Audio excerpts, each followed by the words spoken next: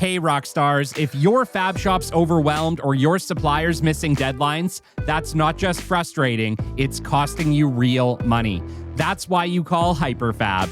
Based in Lethbridge, Alberta, Canada, and trusted across North America, they deliver custom metal fabrication for industries where precision and speed matter most.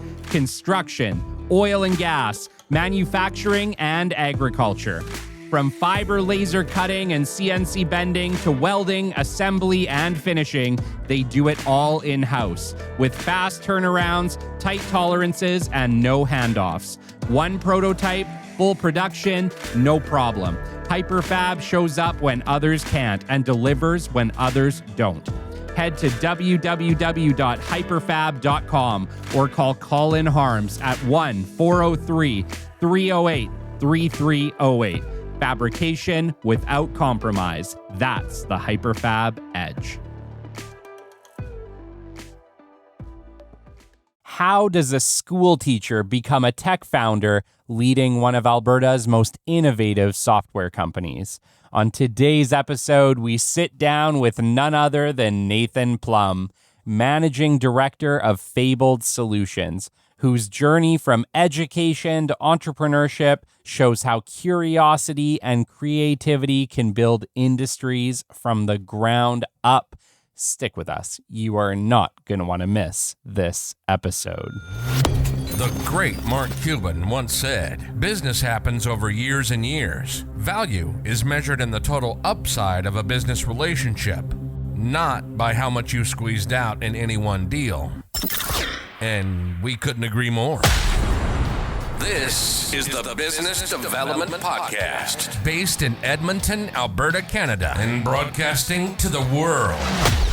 You'll get expert business development advice, tips and experiences, and you'll hear interviews with business owners, CEOs, and business development reps. You'll get actionable advice on how to grow business. Brought to you by Capital Business Development, capitalbd.ca. Let's do it. Welcome to the Business Development Podcast. And now your expert host, Kelly Kennedy. Hello, welcome to episode 288 of the Business Development Podcast. And today, it is my absolute pleasure to bring you Nathan Plumb. Nathan is the dynamic managing director of Fabled Solutions, an award-winning technology company revolutionizing web and mobile application development. Born and raised in Edmonton, Alberta, Canada, Nathan's journey has been anything but conventional. After earning his Bachelor of Education from the University of Alberta, he spent 4 transformative years teaching across Europe and Asia, building a foundation of leadership, adaptability, and global perspective. Transitioning into technology, Nathan's entrepreneurial spirit led him to grow Fabled Solutions from a small team of 3 to nearly 20, all while fostering innovation and delivering software solutions that consistently exceed client expectations. Nathan is more than a tech leader. He's a visionary who thrives at the intersection of strategy, creativity, and execution. Whether managing high-stakes custom projects or bridging the gap between clients and developers, his focus is always on creating impactful, results-driven solutions. With a deep passion for growth and an unwavering commitment to excellence, Nathan Plumb continues to shape the future of Fabled Solutions and the broader technology landscape. His journey is proof that adaptability, vision, and determination can transform not only careers, but entire industries. Nathan, it's an honor to have you join us today. Wow, thanks, Kelly. That was quite the intro. Thank you so much. Thank you so much. It's really, really awesome. We connected a while ago and, we got to meet, went for coffee, and I was immediately intrigued, man. You've done some stuff and, especially that interesting jump from education to technology. I can tell you in 300 episodes, that is nothing we have seen yet on this show. Yeah. Well, maybe not as strange as you might first think after you kind of dig into it. And education, it gives you some really key skills that actually transfer so well into other industries. And I would say if you ever are hiring people and they have teaching as part of their resume. I mean, it should really spark some interest in you as a hiring manager, for sure. Yes. I would agree. And I would say like the further I've gone down my path really led me into teaching, which honestly was something I never saw coming. But dude, I love it. Like I was born to teach. Like my passion is like 100% now in training other people how to do BD. I absolutely love it. Never saw it coming, but now I totally get it. I know when I was in school, I was like, who in the world would want this teaching job? Yeah. I was not a great student.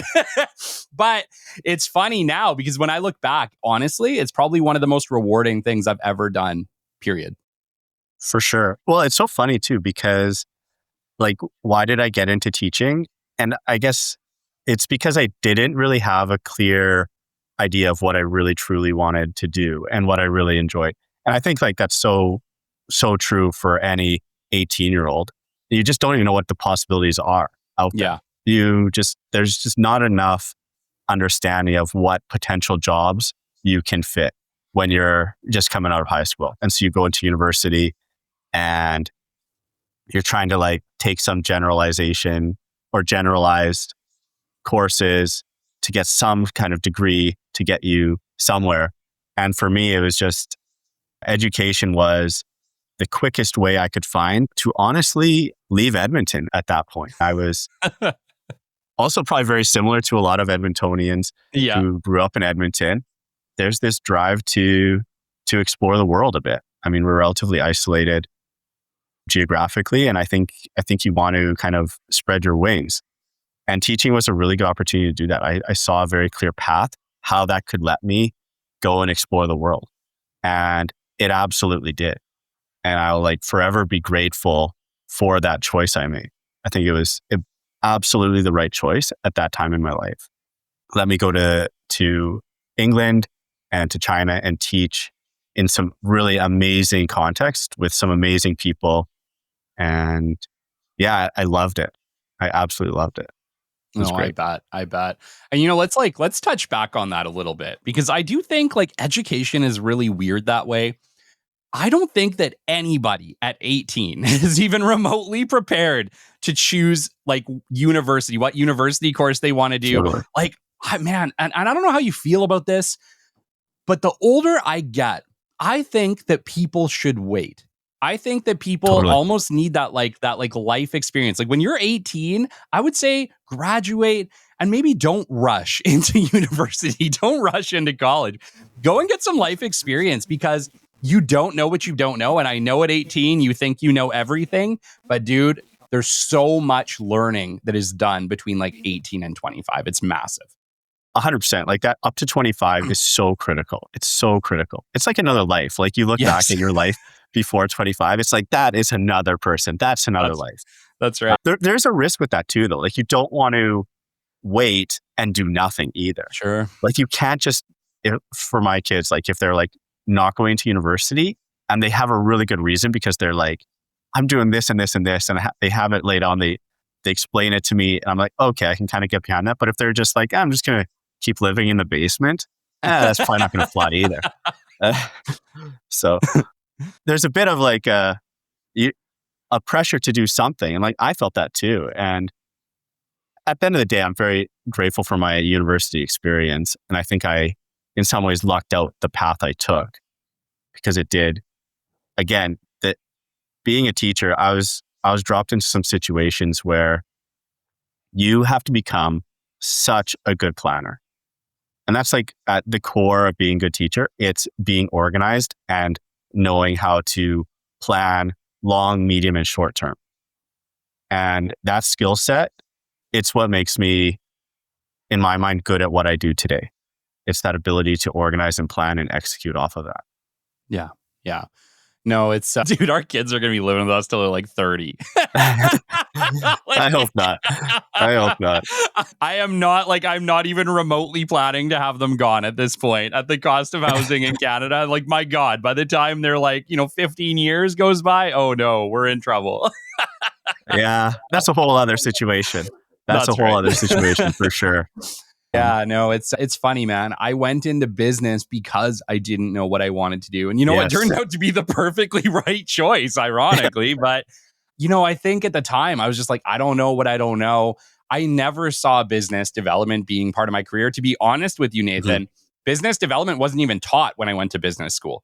It was like, you have sales, you have marketing, you have operations. This is business. Like, figure it out. And it's so funny because I remember being offered my business development job and I had to Google it. What is business development? Because nobody had ever told me. So I'm this like huge believer now that you don't know what's coming. You can't see the opportunities coming your way. So it's like we try so hard to plan everything. We try so hard to have all the answers. And yet I'll tell you, the best clients I've ever had, the best sponsors I ever had, the best opportunities like business development, I never saw them coming. They came out of left field. And the cool thing was I was just ready to say, yeah, that sounds awesome. Let's do it. Yeah. Yeah, I can relate to that too. Like maybe we'll get into it a bit later, but yeah, you just get some key clients or key people coming into your life at times, and you do just have to jump at those opportunities. Yeah. And it's funny, and I'm sure there's studies done on this, or maybe it's like part of that like 80-20 kind of principle. But yeah, like it seems like my business also kind of takes those, there's a steady progress always, but there might be these big leaps that also happen. And so at times in my career, I've had these leaps sort of sparked by these external factors. So I totally relate to that. Yeah, I agree. So much of being successful in business is just being around, right? You have to be around when those leaps come. It's kind of like, when they teach you about stocks, right? You want to invest, and just be there because you don't know when those massive jumps are coming. You just know eventually they're probably coming. I think business is really the exact same principle. So much of business is just don't die. Be there. Show up. That little consistent progress over time. But you're absolutely right. Every once in a while, something incredible is going to walk through your door that you didn't see coming that's going to 10x your business overnight. But the key is you just have to be there. Yeah. And it's an interesting one because you're so right. Like you just have to be part of the game. And of course, you have to deliver a product that is viable. And your business also has to be viable while you're in that position. You can't be like hemorrhaging money or whatever it might be. And I can definitely relate to that in a lot of ways too. And there's a counter to that too. It's like, even if you fail totally and you do have to get out, like getting back in is also just staying in there as well. Yeah. I think failures are totally legitimate and totally fine as well in that sort of analogy you were making there. Yeah. And actually, just like the stock market too. Like, you could like bottom out and like, you gotta just kind of like. Sometimes you lose your money. It is what it is, man. I don't even want to admit how much money I've lost investing in stocks before COVID. Oh my God. We're not even going to go there today. That's a whole nother show. Yeah. But no, man, I've had so many incredible entrepreneurs on this show who built back multi-million-dollar companies from a bankruptcy. It isn't the end unless you make it the end, unless you say, yeah, I'm never doing that again, right? But the ones that were brave enough to try it again, most of them came out the other end in a pretty good way. Yeah, I think like failure is so important. Failures as a learning experience. And this is also something I take back from my teaching career, not necessarily failures that I experienced as a teacher, but even just teaching children that making mistakes is normal. And learning from those mistakes is the most important lesson, really. And like in business as well. Making a mistake is totally fine. What did you learn from it? How can you do better next time? I think Edmonton, as a business community, it fosters that idea so well. Like I love Edmonton's business community from the standpoint of failures are so normalized in a positive way and not looked back as, oh, that person failed a business 10 years ago. Why would I do business with them now? That's just not how Edmonton operates. And I love that. By Yeah. extension, Alberta. I think Alberta in general is like that. I think so. I think we got to pat Calgary on the back too. They're doing a pretty good Of job course. as well. Yeah. I think it's an Alberta thing. It's a Western Canadian thing. There's We can't alienate our brothers except for in hockey. yeah. Calgary is also very much that same way. Like it's That's right. Yeah. it's that. We're blessed, man. And I talk about it all the time on this show. I am so proud to be part of the Edmonton business community. I can't believe half the stuff that's going on here. We talked about it when we met, but like when I got into this show, I had never really experienced the Edmonton tech sector. So I had like zero exposure to it. It hadn't really come up. I'd been in industrial work for like my entire career. And I got introduced really with this show.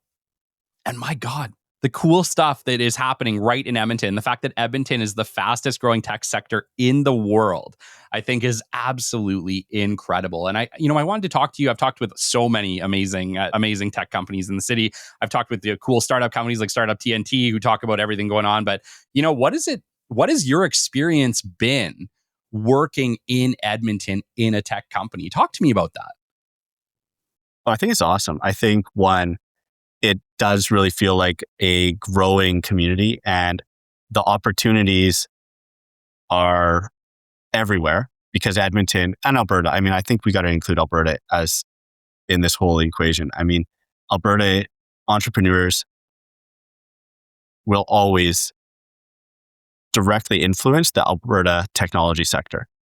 And so the fact that we have such a strong entrepreneurial spirit and we have these businesses that are not necessarily in tech at the start, but need to utilize tech, and not just they've recognized the value in investments in technology. That is why we're doing so well. Yeah. You've been an entrepreneur a long time. So I want you to take us on the journey, man. Like, were you always entrepreneurial driven, even as a kid? Did you come from an entrepreneurial family? Take me back. Who is Nathan Plumb? How did you end up on this path? Oh, I mean, I think both my parents are very creative in different ways, which is really interesting. And I think I got the best of both of those creative sides. My mother, she's more typically artistically creative. And so she's more like abstractly creative. And whereas my dad, he is technically so creative. If that's not an oxymoron for you. But I mean, if you've met these kind of like engineers can also be creative, you know what I mean? Very much so. And so I come from like two very creative parents. And so I would say I've always been a creative person, or at least I like to I have an imagination that's pretty malleable and pretty flexible, and that lets me see things, I think, really abstractly and also very technically.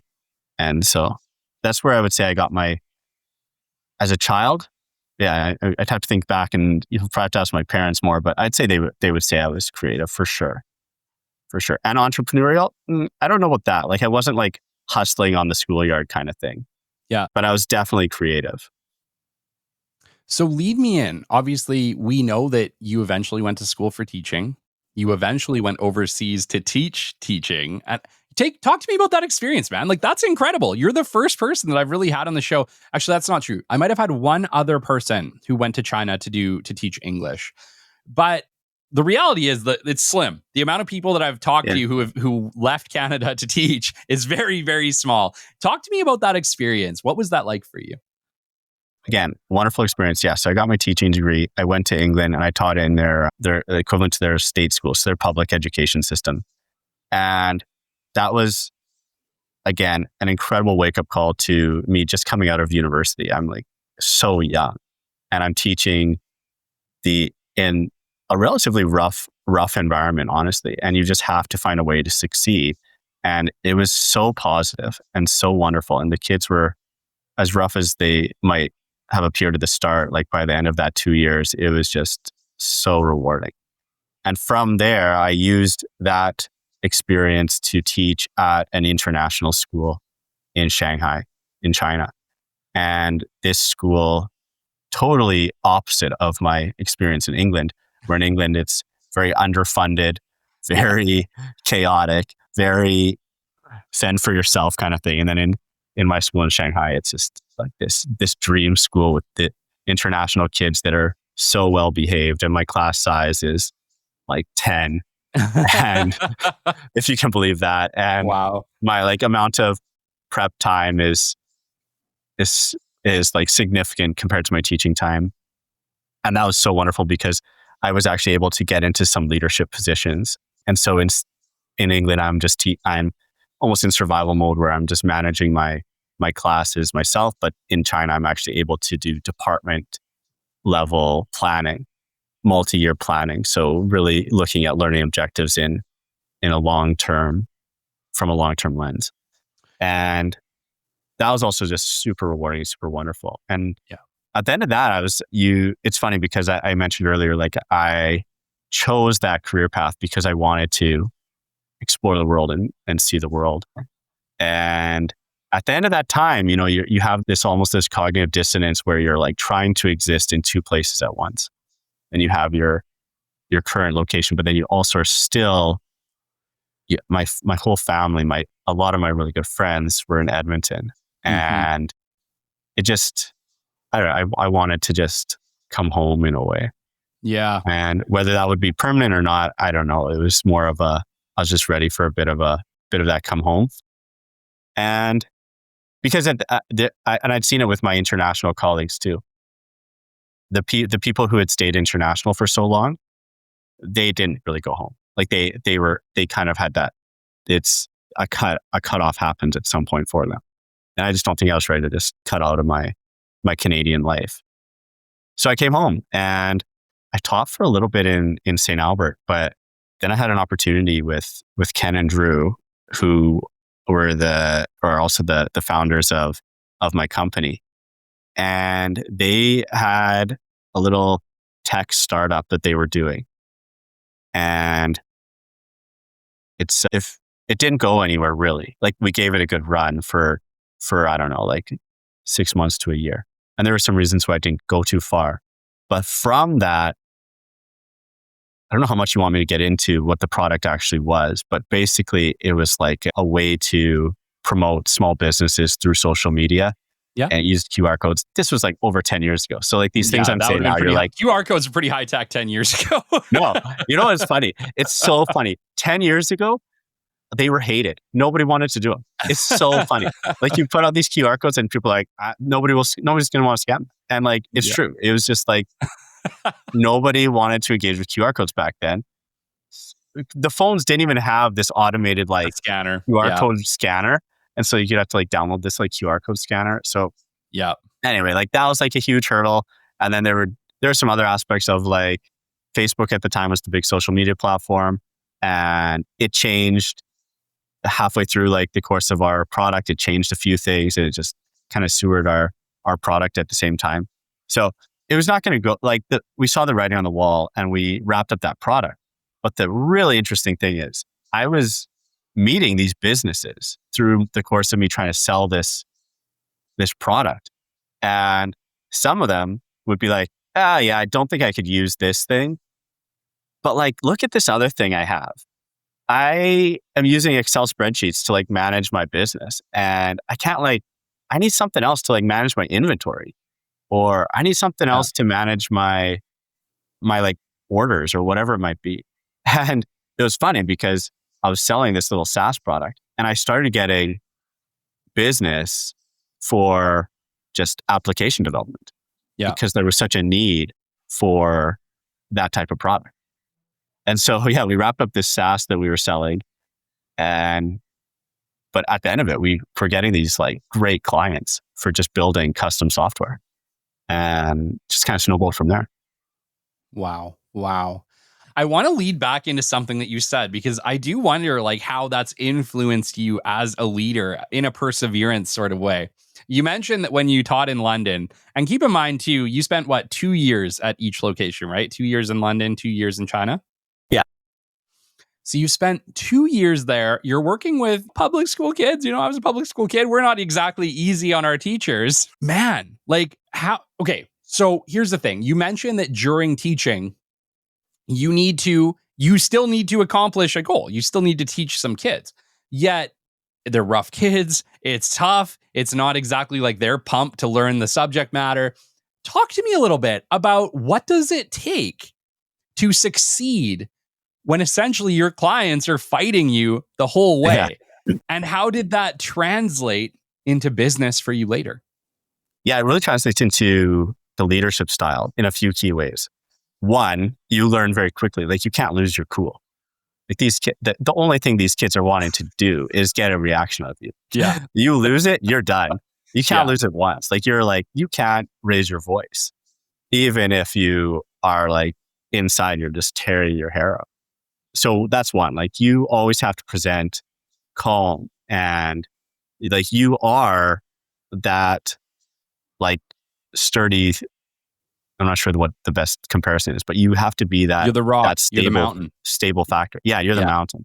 Yeah. And it's so interesting because in England, these kids, they were churning through like, I think one of my classes had 4 or 5 different teachers for English in one year. Like the year before I was there, they went through 4 or 5 teachers, and like who knows how many substitutes in that time frame as well. And so after the first 3 months, what I realized is they were just like, they were testing me as well. They're like, when is he going to leave? And that was what as soon as I told them, I said, I'm not going anywhere. Like we are in this together. The behavior stopped. And it was just go time from there. Because they also have some very key exams. At certain points, like the English system, it's much more about like assessments and standardized assessments. And so as soon as they realized that our goals are aligned, it was go time. So talk to me about, because to me, there seems to be some lessons there, right? You know, a lot of the times, if we're lucky in business, our clients are really working with us. I think most of the time that's the synergy that we're hoping for. But me and you both know there's a lot of hiccups that can happen, especially in a development project. Well, it's funny though. Wait, sorry, I'm going to correct you on one thing though. These kids, they to me aren't my clients. They are my team. They are my work. They're my staff. That's the lesson I took from it. So it's not as much me communicating to them as if they're clients. They're my staff. The comparison would be the client in that situation would in a weird way be their parents. And so the lessons I learned in how to communicate to their parents would translate to how I communicate to clients today. But the way I treated the kids, in a way, they're part of my team. Yeah. And so creating that team dynamic is also so critical to the way I want my staff to view me and to work with me. It's not a client. So I think that's one little correction I'm going to make there is like, these kids, they're my staff. And that's the leadership I want with my staff. Perfect. Well, me and you both know leadership ain't easy. It takes skill. It takes a leader, somebody who's strong. How do you unify a whole bunch of unruly kids? Because I think if we can talk about how do we unify unruly kids, it'll translate fairly well into how do we unify our teams for the business goals that we're trying to accomplish. Talk to me about the lessons you learned on unification. Yeah, and I think I still learn those lessons all the time too with staff as well. But really, it's about, for us, it's this idea of servant leadership is so critical to this. In teaching, as much as in business, you have to demonstrate that you're willing to work as hard, if not harder, than your staff. And when you're a teacher, you have to show that you're working just as hard as those kids.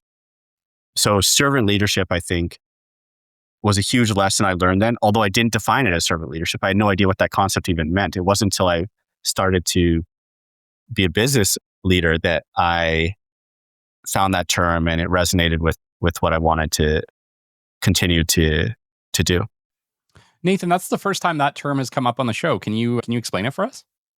Oh, yeah, that's interesting. Yeah, I guess because you're more focused on BD than, I totally get that. The servant leadership, it's basically where the leadership position, like you focus on, the term is a little bit interesting because you're like, of course, you're not like doing whatever your team says, but your goal is to ensure that your team is working as best they can. And so your goal is to provide that support that your team needs to succeed. Essentially, they can rely on you. You will be part of the team. You're not afraid to get your hands dirty. Yeah, so it's the opposite of like top-down leadership style in a way. Like you're trying to be much more integrated into that team, and you are giving them the tools they need to succeed. You're giving them the support they need to succeed. You're giving them the structures they need to succeed. And so that's what servant leadership is. And that's like the best teachers are that way too. And so I think there's a really cool alignment there. Yeah, no, absolutely, absolutely. And I'm seeing a lot of leadership happening that way now. A lot more people getting down on the level, getting a little more human, right? We're getting off our pedestals a little bit and we're integrating with the teams, which I think you're right. It's like, how can you lead if you're not willing to do the work too? I think I've struggled with that my whole life. For sure. Nathan, take me into today. Obviously, a transition happened, a really cool one. You mentioned before that, you kind of hooked up with some friends, but like there wasn't a part of you that was like business. I never signed up for business. I just wanted to teach. Talk to me about that choice to make that switch. And then were there any challenges in making that jump for you? Was it like a massive learning curve, or did you feel like you were well prepared for business? I don't know if it was like a well prepared, like I'm sure the imposter syndrome hit me pretty hard for however many years when I was just starting out. I would say, as you kind of mentioned earlier too, it's like a bit of a timing thing, because at that point in my life, I had very little risk. I didn't have a family. I didn't have really anything. I had no assets. I was just back like less than a year from overseas. The risk was super, super small from the standpoint of, am I going to get into trouble here? Like the worst case scenario is my business ventures failed and I would have to go back to teaching. Yeah. And like, is that? So I guess my experience was not this horribly like do or die situation. It was pretty cushioned. And that's fine too. I mean, not everyone can have this rags to riches story. It was a relatively smooth entry for me from a risk standpoint. I think from a learning standpoint, of course, it was like, having to learn on the fly was really interesting. And I'm sure I would change a million things back then if I were to do it all over again. It's a wake up call, I think, when you realize that you're always learning, right? Like, especially in business now is shifting so fast. I've never seen anything quite like it. You wait a year, things can be completely different at like just the rate of change in this time. And I think, any good business person, any good leader realizes, holy crap, I may have been an expert in what I did, but I was only an expert until yesterday. Today and tomorrow is a brand new day. And so for me, I'll say I'm an expert in BD, but really only until yesterday, because guess what? Things are shifting so quickly that if I don't keep up with it, I'm very quickly going to be left behind. And I think we almost have to have that frame shift. There was a time when I used to think that, when you learn a skill, you learn a skill. It's like snowboarding, right? You can snowboard, you know how to snowboard. You could hop back on a bike or a snowboard, 10 years later and probably still know how to snowboard. Whereas I think leadership, business, it really isn't that way. There's so much learning that is ongoing all the time, upgrading of skills, new understandings, that unless you kind of have that, I need to learn or I need to catch up or I need to figure out what's next. Yeah, it's tough. It's like you have to keep learning. That's the secret that I've learned in business thus far. Oh, for sure. And like for me right now, it's when you go from 3 people to 20 people, it's a huge, the things you have to learn also are things out of necessity that you also wouldn't have wanted to have to think about, like HR, etc. Like that stuff. Now you're having to learn that side of the business as well. And it's just, it never stops. And as you say, it's, you can't really take your foot off the gas in terms of learning the new things.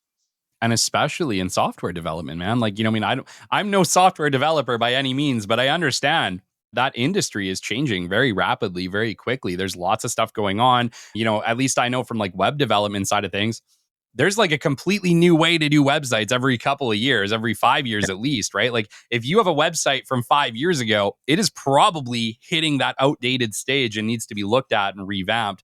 I imagine that's relatively the same even with apps and software. Is that correct? Yeah, I think that is totally correct. I think the biggest thing that people don't realize is just this impact of that problem right now with really large institutional level legacy software products. So these are companies that are potentially like multi-billion-dollar companies that are operating on legacy software that is so fundamental to their business, but they built this software 20 years ago. Yeah. 20, even more in some cases. And the cost to replace it and the timeline to replace it is so astronomical that it's almost not feasible. And like the amount of legacy software infrastructure running right now is insane. And because software is changing so fast, those projects, there's massive projects that I'm so curious how it happens, how those shifts happen in those really key areas. To me, if somebody's using a legacy software from 20 years ago, my God, what is the cost and efficiency? Right? Well, I don't can't even know. imagine. Maybe should ask some of our big banks, some of our large retailers. Like it's really interesting when that's why also there's so much opportunities for all entrepreneurs and businesses that are at a point where they're ready to take off because they're able to create these systems right now. And they're not having to migrate 20 years of chaos. So that's why you're going to have disruptors happening. I don't know how much we want to get into like specifics, but like even a company like Wealth Simple, like they're able to do things that some of these big institutions aren't able to do because they are able to start from ground level. They're not like 20 years behind. What does it take? I guess like what are the indicators that have to happen almost for a company, let's call it a big bank, let's call it a major Canadian bank, to make that jump and say, holy crap, like, okay, I think we need to make this investment, in our 20-year-old legacy software, right? Like you almost need somebody who's willing to shake up the boat pretty hard. I'm sure they are. And I'm probably not the company to do it either. My 20-person team is probably not going to get hired by one of the big banks. So what would it take? Massive investment and some sort of transition plan that is probably pretty intense. Yeah. What I'm more interested in is the companies that aren't that big yet, but want to maybe get bigger. So companies that maybe they're running they just want to expand and they're not able to expand because they're also in some ways facing that same problem. But theirs is more of they're running their business through Excel or through some sort of simple like Google folder structure or whatever it might be. And they're like, we're so busy. We're over capacity because we're having to manage all these things through our Excel spreadsheets, or we're having to hire more admin people to do this work. That's what interests me because those have the potential to compete with these big, slow entities that are operating off systems that just are not optimal. I love that. And I just have to ask right now, because I think there is a massive opportunity for small businesses right now to essentially 10x their position simply by integrating modern day technology. And I just wanted to ask you, what advantages are there right now for a small business to take advantage of all the tech that is available today to situate themselves for a better future? Like, is it a massive advantage or is it just a small advantage? I think it's a massive advantage because you have these large behemoths that they have to scale usually through staffing because their processes are so cumbersome that they need to hire more people. But if you can have a smaller business that can create some sort of automated digital process, and instead of having to hire 4 people, they maybe have to hire 1 person, and that 1 person does the same amount of work, they're going to be able to compete so much better. And so, like, I think there's huge opportunity. They just have to be willing to sort of take that leap. Where does a business enter into that discussion, Nathan? I think a lot of small businesses, cash is tight. They're trying to figure out how the hell do I continue to grow, but perform my service at the same time.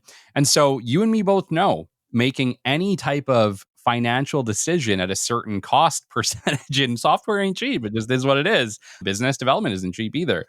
So if you're kind of taking those leaps, sometimes it can be a hard pill to swallow. How can they know that they're making a good decision? What is the indicators that it's time to invest in a software solution? So so a couple of things to unpack there. One is like the timing of it. I think they know if they're spending too much time just like running their business rather than, I don't know, doing, like if they're spending 3 or 4 hours doing admin tasks, it's time to switch. And I think in terms of when does it or why does it make sense? The why is because you need to recognize the opportunity for derived value in your business. So derived value is the difference between derived value and value. Not sure if I need to define this or not, but value can be determined through like the investment that's been made into a company, but derived value is truly the output. And so I always operate on derived value being the key for entrepreneurs. So you have to see that opportunity for an increased derived value. And we always look at it through, there's 5 ways that you can derive value in a business. This is my take. You have an opportunity to make more money, spend less money, spend less time. You can improve your brand or reputation. And maybe this is less of a fun one, but you might need to do regulatory or risk compliance. That's also a form of value too. Showing value is really hard for pretty much all companies. I would say the biggest struggle that almost any company has is how do we truly show value in our products and services? And early on in this show, I actually did a series I called it Proposal Playbook. And I was talking about how can we show value in our proposals? And what I kind of came down to, Nathan, you've broken it down into quite a few. I really just kind of separated it into about 2. And, in all fairness, at the time, I was talking more towards services. But what I kind of said in this was, you need to show a company how you're either going to make them money or save them money with your product or service, because these are the 2 metrics that companies are measuring to make decisions, because they need to know if I'm going to invest XYZ in this product and service, that it is going to either save me XYZ or make me back exponentially more than that cost over time. Like I said, I might have simplified it to try to get it through, but what are your thoughts on that? I would say you didn't simplify it. You sort of just gave a unit to my five value areas. So you can make more money. That's the easy one because you're going to translate that into dollar figure. And same with spend less money. That's also dollar figure. But you can do the same thing for spend less time. That can translate to a dollar figure as well. Yeah. However you want to do it. Regulatory risk compliance, that can also translate to a dollar figure, because if you're not complying with whatever regulation, what are you going to get fined, or what's that going to impact? The improving a brand or reputation, that's a little bit harder to put into a dollar figure, but at times you can do it. I think most businesses that we deal with, and entrepreneurs, they want to translate everything to a dollar figure. Yeah. So that totally makes sense. Like what you're proposing, it totally makes sense. I would say, 90% of entrepreneurs care about that dollar figure. Sometimes maybe presenting, you might be able to put a step before that though, right? Which is like, this is where you're going to save the money or spend less money, so the time and the compliance and the brand.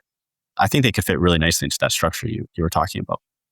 I think it's just a hard lesson learned by anybody in business, right? It took me a really long time to get decent at creating proposals that made sense. And it's not because I'm an idiot, maybe a little bit sometimes, but honestly, I just didn't have enough experience in business to know what matters. If you can understand what matters to your client and then speak to them in that language, I think a lot of people would have way more success. I think most businesses are struggling because it's like their clients are speaking French and they're speaking English, and the translation is not translating. I think a lot of times people create a product, they create a service, they're like, oh, this product and service is great. They understand why they need it, right? I don't need to spell it out. But I think most businesses speak in numbers, right? Like we understand dollars and cents, and almost every business decision is made with dollars and cents in mind. It's just our companies don't operate on goodwill. Unfortunately, many of them don't anyway. And so if you can learn to speak to an organization in a language that they understand, your success rate goes up exponentially. For sure. And I think that's, like, you kind of touched on it really well there. It's, how do you sometimes communicate that in a proposal though? It's like, that's really hard, especially when, depending on the proposal you're writing, like, you don't always know, the client's not all, or the potential customer is not always communicating the full picture to you. Well, that's for us anyway. Like, we don't always know what of these 5 value opportunities is the customer really looking for, because they might not always want to reveal that necessarily. Mm-hmm. Because the best case scenario is they're like, I am spending 4 hours of my own time every evening doing work that I don't want to be doing, that should be done somewhere else. Well, you can easily figure out the cost of that per year. And you can say, well, if we were to automate this process, it would cost 40% of that equivalency. But sometimes the customer is not always willing to give you their side of that equation. Yeah. And so all you're then doing is presenting this cost, and they maybe aren't even aware of that opportunity because they just see that number instead of seeing, oh, but actually, if I do this, I'm going to be saving this much money. Yet you've had incredible success with Fabled Solutions, and you've gotten really, really good at this value proposition process. Talk to me. Like, what are the secrets here? How are you able to find a way to communicate the value in a way that the customer is receptive to? You guys have been incredibly successful with it. What is the secret?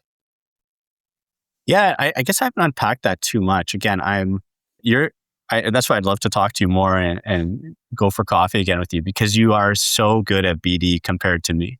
BD is not my forte at all. I think what I always try to do is communicate that we are about value delivery, even if we're not able to demonstrate that clear value proposition in their proposal, because for whatever reason we don't have all the information. But we really want to emphasize we're about value delivery. And so in some ways, what I would say is just being honest to that goal is very helpful as well. And there's also 2 sides to value delivery, right? There's one, which is that value, which is what we just talked about. It's like, well, what is value? Yeah. But then there's also this delivery component as well. And so even if you're unable to communicate that value in a really, really nice, clean way because you don't have all the information, you should be able to communicate that delivery and your philosophy on value delivery. And so we always do this in all of our proposals. We explain why or how we deliver that value, not just what the value might be. Yeah. Like, you're being essentially transparent about the process so that there's no confusion. Yeah, for sure. And I think you lay it out there, and it resonates with clients as well, even if the numbers aren't always matching exactly what you would want them to be. You know what? I think one of the big challenges that almost every individual has right now in this digital age is establishing trust ahead of the proposal. I think that's the missing piece. And I've talked about it multiple times on this show now. I'm working personally to be more out there, more authentic, to be able to share, who is Kelly Kennedy. I'm taking on the video world a little bit, even though it scares the bejesus out of me. I'm doing my best to be as authentic as possible. I actually wrote a post a couple weeks ago. I literally put in it, look, Ma, no hands. I'm using no AI in this post because I'm trying to be as genuine and authentic as possible. And I think we live in this time now where it's kind of a bit of a missing piece because, don't get me wrong, we all love using AI. AI is incredible. If I could use AI and create the connection I wanted to create, I would damn well do it because it's amazing. But unfortunately, in a sea of now everybody using AI, you're no longer standing out. Your message is just getting glazed over because it looks like every other message out there. And I think all businesses need to figure out, how can I get back to authenticity? How can I bring humanity and humanness back into this conversation, back into this relationship? Because I think people are trying to sell to us before there's any kind of trust established. And without that trust, that like missing key component, it makes it really, really hard. And so I think, and I wanted to commend you actually, because when we met, you were so authentic. Like, you are so trustworthy. Literally, the moment I sat down with you, we had that one meeting. I was like, you know what? I really like Nathan. He's a good dude. You were authentic, you were honest, you were open. And I think that is part of what has made you so successful, because your ability to connect as a person in like a trustworthy way is next level. Well, thank you so much for that. And I'll go back to it too. I feel that is an Albertan thing. Like, I really do feel that way. When I interact with like companies that are doing, I don't know, I shouldn't disparage the East too much, but like Toronto does things different. They're about that sale. And you can't survive as an Alberta business on a sale. You need relationships. And Not to mention, at least Alberta's small. Yeah, exactly. Like, we don't have the benefit of we're a small community. Everyone knows everyone. Yeah. Really. It comes down to that. Whereas in some of these bigger markets, you can do whatever you want 100 times over. Or even the global market, like businesses that are trying to get businesses that are approaching you and they're from who knows where, like, there doesn't have to be any trust. They don't need, there's no risk to them if they ghost you after the sale. But here, it's a massive repercussions. Like, your reputation is so important in Alberta that you have to be authentic. Yeah, I would agree. And I would actually say that the world is shrinking. I think your reputation at this point, you need to be thinking about it not just in Alberta, but frankly, worldwide. Because I think business, it's going worldwide. You know, the internet has shrunk things so much that I can coach in here, I can coach in Thailand, I can coach in the United States, I can coach in Australia, I can coach in the UK. There's no place on planet Earth, for the most part, that I can't coach as long as there's an internet connection. And I think business in general is going that way. The reality is you could develop software for any country on earth if they needed it. For sure. And we'd be happy to. And I think this like Albertan value of, seems like I'm just boosting Alberta the whole podcast, but I guess that's fine too. Yeah. Like, Albertans are good at that too. Like, that's why, like, that we understand that importance of a relationship, and the projects we do, it really lends itself to that idea. The first thing we say is, we are not looking for a one-off sale. We are looking for a relationship, because the thing we're going to build for you in a year or after we release it, you're going to want more things on it. You're going to want it to change. You're going to want it to adapt as your business adapts, as the world adapts. And we want to be your partner in that whole journey. We're not here just to give you a product and then say, see you later and never talk again. Like, we're going to be with you for this whole thing. So be ready for that. Make sure we're the right one for you to do that, because that's our mindset. Yeah. Yeah. And that's the thing, right? Like, at the end of the day, sure, you guys are creating apps and software and doing amazing things, but really what you're actually doing is solving a massive problem that your customer has, a really big one that's holding their businesses back, that's holding their revenues back, right? Like, it's funny because we look at the thing you do as the thing, but it's really not. It's a tool to accomplish a thing. Yes. I mean, that's one thing that also probably sets us apart from some competitors is we are not just programmers. Like, we are experts in process automation, like value streams.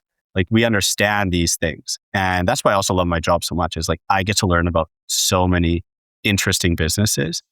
And I've also learned about so many businesses in the last decade that even if you're operating in whatever industry, I might be able to suggest things that I've learned from completely different sectors, and it might work so well. So I think it's really, really interesting how, yes, businesses are all different, but there's also some really interesting similarities that you can pull on. Absolutely. Absolutely. Yeah, you're absolutely correct. Lead us into Fabled Solutions. First off, amazing name. We talked about this before. I was a huge fan of the video game Fable. Yeah. So I love it. I'm automatically there. I'm a bit of a nerd. I got board games behind me. We're good. Yeah. But take me into it, man. Fabled Solutions. What is it? Who are your ideal customers? Okay. So first off, Fabled Solutions is actually a new name. We were previously Padaris Consulting, which was just one of the early products we had built. And Anyway, it's like as a name, Padaris was not great because it's hard to spell. I had to spell it all the time. Hard to like search, all these things. There's just so many reasons why it just wasn't working. So we rebranded about 2 or 3 years ago. Yeah. And changing the name of the company these days is not easy. There are few names left, fewer domains left. So you do have to search long and hard, unless you're going to make up some totally random name. But again, I wanted something that people could actually spell this time. Yeah. Yeah. Anyway, so yeah, Fabled Solutions, what do? We build custom software, otherwise known as web applications or mobile applications. The term software and application, they're pretty synonymous. There are some technical differences, but we'll use the term interchangeably. Amazing. Talk to me about some of the projects you've done. Talk to me about some of the applications you've created. Sure. So we do everything from I guess we have a few different avenues. We do legacy software replacement. We kind of touched on legacy software. So we'll go into businesses that have existing software, but that software has hit a wall and they need to update it or get to the next level. So we'll replace their existing software systems for them, update them, and then give them more of a flexible base to continue development. So that's one area. The other would be more of our startup space. So that's where somebody has no existing software. Maybe they have some Excel spreadsheets, or they're just starting a business, or they have an idea. We'll go in and we'll start with a minimum viable product build and carry on from there, depending on what they need from there. And then the third is similar to both of these, but it'd be more of the software as a service creation. So we would actually create a software product that our client would then go and distribute and sell to other people, or essentially they would then license that out and scale it up that way. So there's the three streams. Okay. And like, what does an ideal customer look like? Do you have like an ideal customer profile? We don't have a specific sector or industry because we've worked in everything from like insurance, group benefits, storage, logistics. So like it really runs the gamut of our clientele. So there's no sector or industry that specifically aligns with us. But what I would say is they all have in common that the off the shelf just isn't cutting it. We like to use the comparison, like maybe you're using off the shelf, but there's like 10% of your business that just won't work in that off the shelf product. And that 10% is so critical. So a lot of that comes to us where there is no existing product out there. And often these businesses are somewhat niche or have something unique about them that there's not some product that they're able to just purchase a license for. Okay. Amazing. I love that because, I find, especially with the software that I've used, it's like that all the time, right? If you're buying off the shelf software, it might meet the need, or it might meet 50% or 80% of the need, but there's always a little bit left where like a custom software would make a huge, huge difference. We talked about it ahead of the show where though you can end up with a custom software where, sure, it's good for 5 years, 10 years, and then it starts to get outdated.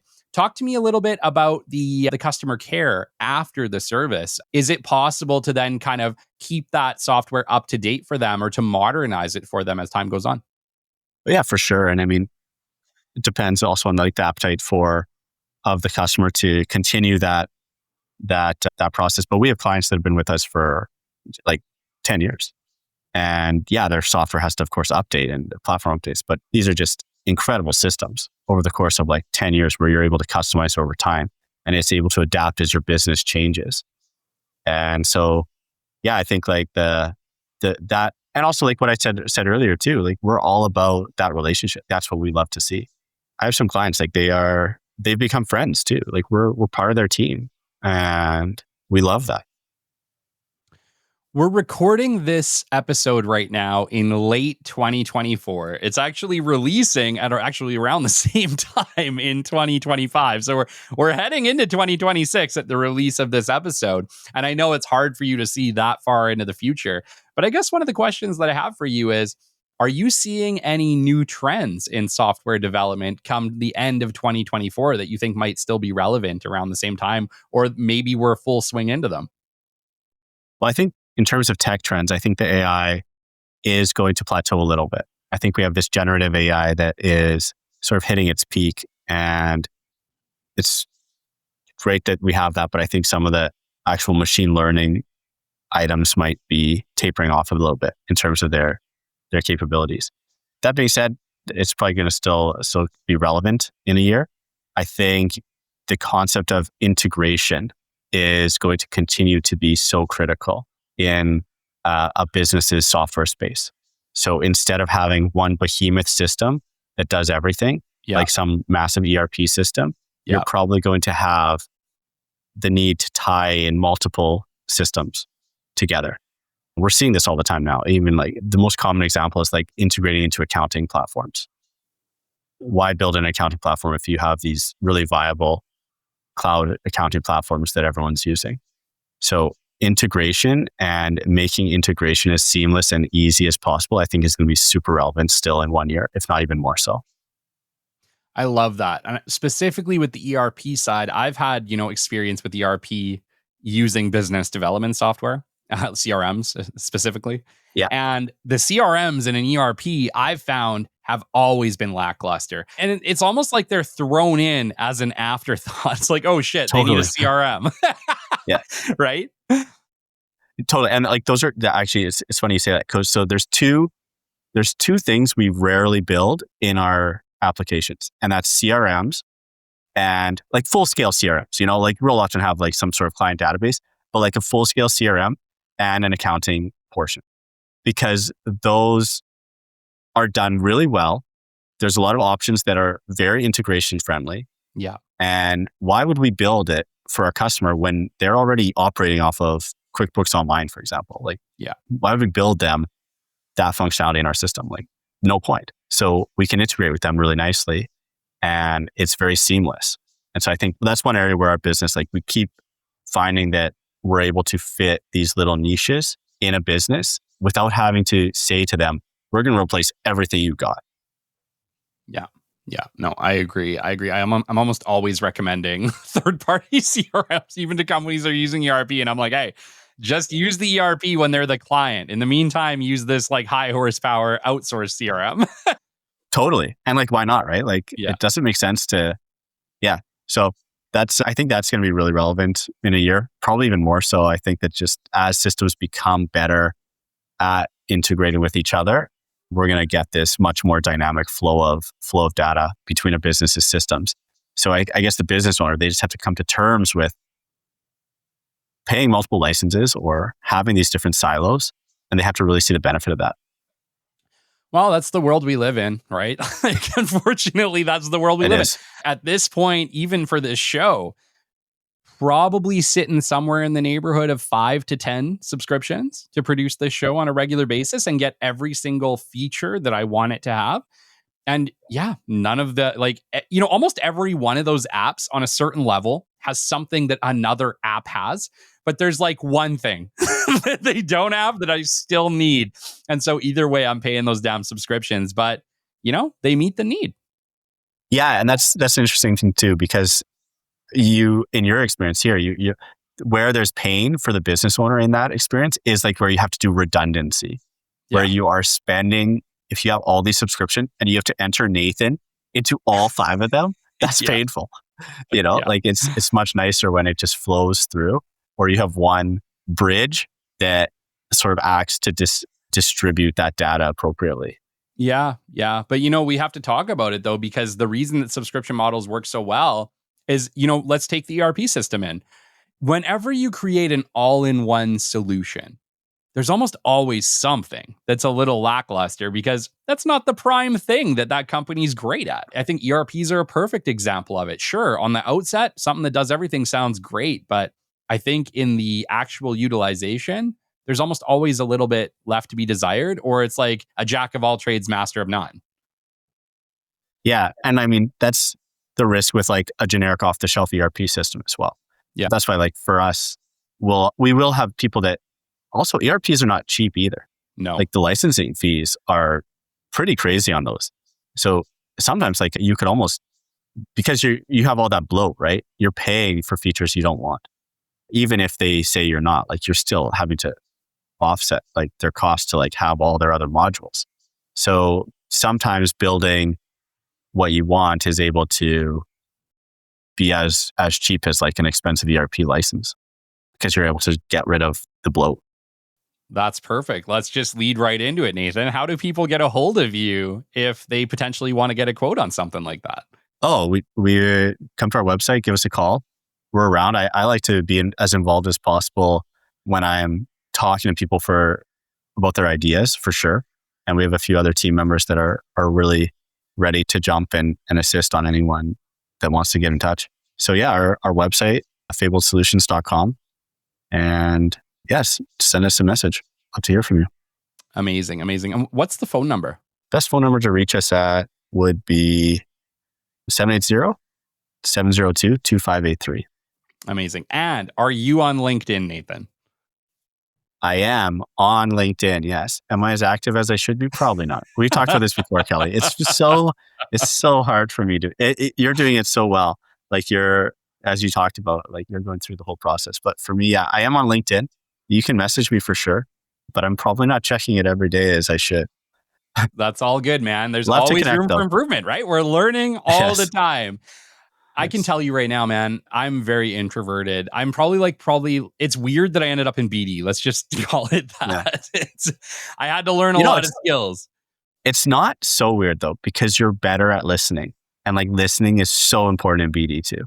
Like knowing when to just let the other person talk. And that was a big lesson for me in BD. It's like, I used to just talk. I probably still do too much, but you got just like, okay, no talking, let them talk. And then with that extra information, you can say something actually impactful. Yes. I would nervous talk in the beginning. Well, I can relate, man. Yeah. No, it's funny, man. Almost everything on this front, on this out there front for me is work. I'm having to learn it. I'm having to put myself out there. The podcast almost died on episode 3 because I was just like, oh my God, is anybody even going to listen to this? Or am I willing to like put myself out there on this level or not? Right. But I did it. We're now at like 280 some episodes in this recording. And if I can do it, so can anybody listening. Just like, understand that if I can do this, so can every single one of you. Oh yeah. And I think like the podcast is such an example of, as you said, like that authenticity, like it's so clear when you're listening to the podcast. It's just wonderful. Like it's not a surprise to me that you are at 200. And as you say, like you're already tracking into probably 2026. That's amazing. It's just such an accomplishment, Kelly. Well, thank you, Nathan. I appreciate that greatly. It's been a labor of love for sure, and it continues to be. Until next time, this has been episode 288 of the Business Development Podcast. We've been graced with Nathan Plumb, the Managing Director of Fabled Solutions. It's been an honor, Nathan. Thanks so much, Kelly. Until next time, we'll catch you on the flip side. This has been the Business Development Podcast with Kelly Kennedy. Kelly has 15 years in sales and business development experience within the Alberta oil and gas industry and founded his own business development firm in 2020. His passion and his specialization is in customer relationship generation and business development. The show is brought to you by Capital Business Development, your business development specialists. For more, we invite you to the website at www.capitalbd.ca. See you next time on the Business Development Podcast. Hey, rock stars, if your fab shop's overwhelmed or your supplier's missing deadlines, that's not just frustrating, it's costing you real money. That's why you call Hyperfab. Based in Lethbridge, Alberta, Canada, and trusted across North America, they deliver custom metal fabrication for industries where precision and speed matter most. Construction, oil and gas, manufacturing, and agriculture. From fiber laser cutting and CNC bending to welding, assembly, and finishing, they do it all in-house with fast turnarounds, tight tolerances, and no handoffs. One prototype, full production, no problem. Hyperfab shows up when others can't and delivers when others don't. Head to www.hyperfab.com or call Colin Harms at 1-403-308-3308. Fabrication without compromise. That's the Hyperfab edge.